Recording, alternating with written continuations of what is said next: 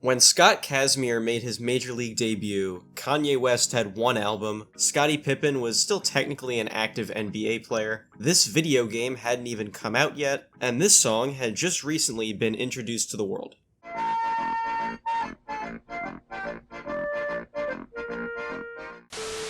Nearly 17 full years later, his Major League Baseball career was still alive. How he has gotten to this point is nothing short of extraordinary. Scott Kazmir is a three-time All-Star who has faced over 7,000 big league hitters in his career, which is amazing because his career has seemed to be on last rites on a couple of occasions. His career is unstoppable, much to the surprise of everyone in the game. People have tried to end Scott Kazmir's baseball career before it even really started. Coming out of high school, he was recruited to play both baseball and football in college. You can bet football coaches were particularly annoyed when he was drafted 15th overall in the 2002 MLB draft by the New York Mets, and signed a deal with them to go pro in baseball. By 2004, he was considered the Mets' best prospect, with some good competition right behind him. So you know Scott was legit in the Mets farm system. The old guard on the Mets pitching staff didn't really care though. By the time Scott was good enough to be in big league spring training with the Mets, there was already controversy.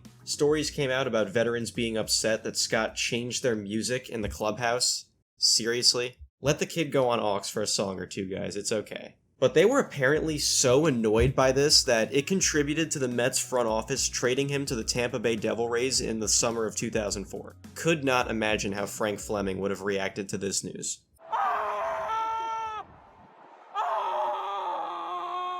Scott came up to debut with the Devil Rays, and man, he looked good in a big league uniform. Speaking of looking good, it's time to give a shout out to this video's sponsor, Foco. Foco is one of the world's largest online providers for licensed sports merchandise. I picked up this Marlins floral shirt from them and got these sweet shoes for my dad for Father's Day. He doesn't know that yet though. Clothes are available for every kind of weather, and gear is for sale for all of the Big 5 sports leagues in the United States, plus over 60 Division I NCAA schools. And they offer products for men, women, and children. Their selection doesn't stop at clothes though. You can get yourself a bobblehead, a flag, or any one of their wide range of collectibles also for sale. Their products make for great additions to your wardrobe, great desk props, or great gifts, especially with Father's Day right around the corner. Same deal for birthdays, holidays, and any other special occasions depending on when you're seeing this video. If that sounds like something you're interested in, use our link at the top of the description to get on shopping. Now, back to the video.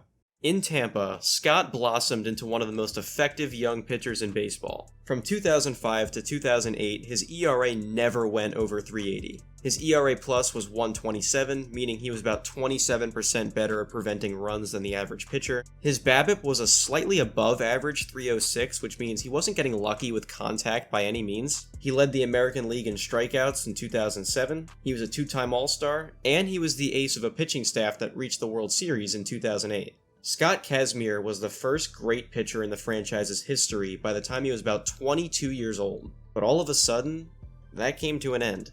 Injuries and ineffectiveness came into the picture and changed things. Less than a year after he started Game 1 of the World Series in Tampa, the team gave up on him and shipped him to the Angels. Outside of a really good 6-start stretch in Anaheim at the end of 2009, the Rays looked to have made the right decision. Kazmir was one of the worst starting pitchers in baseball during his time with the Angels. Less than 3 years after he was on the mound pitching in the All-Star game, the Angels cut him in the middle of the 2011 season, even eating $14.5 million of his contract just to get rid of him. When he was just 27 years old, it looked like this former star pitcher's career could very well be over. The perception around baseball was that his arm might already be shot, and his one appearance pitching in Dominican winter ball that offseason did nothing to help that belief. But that was not the case.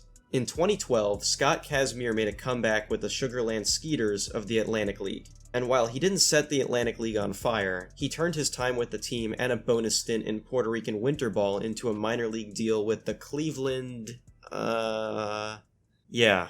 This comeback season saved his career. In total, Kazmir was a slightly below average starting pitcher in Cleveland. But when you remember where he was coming from, this was a huge step in the right direction. The biggest takeaway from his time there was that there was absolutely still some good stuff left in his arm. The tank was not empty, not even close. At least, that's what it seemed the Oakland A's thought when they signed him to a 2-year deal before the 2014 season. Because they had an opening in their rotation after one of their starters went on to go jiggle his belly with another team. Here's Kazmir taking the mound in an A's uniform. Wait, what? He's at the All-Star game? Punching out Giancarlo Stanton? This Giancarlo Stanton? Like, look at what baseball players used to look like. That's Carl Yastrzemski.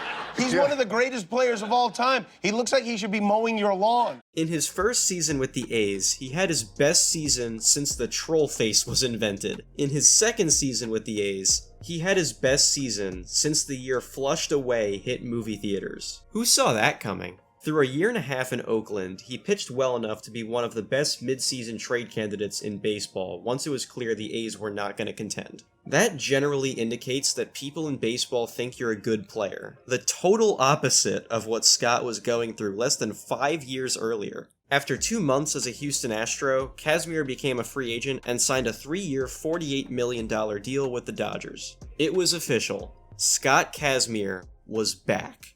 Only, 2016 would be his only season with the Dodgers, and as you're about to find out, the start of another dark time. Towards the end of the 2016 season, Kazmir began to deal with the injury bug hard.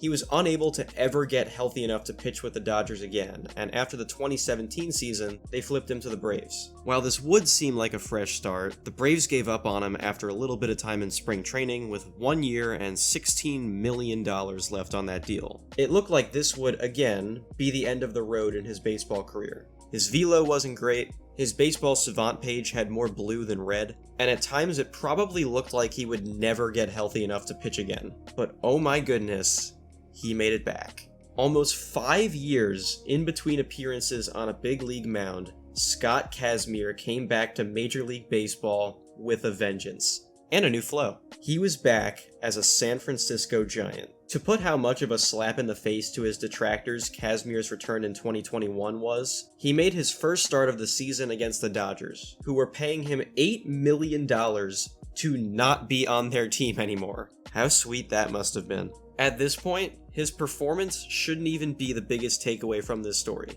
On so many occasions now, Scott Kazmir has seemed like his career could be over as he knows it. People other than Scott Kazmir have been counting Scott Kazmir out and trying to keep him out of the game, but it's not working. He's still around.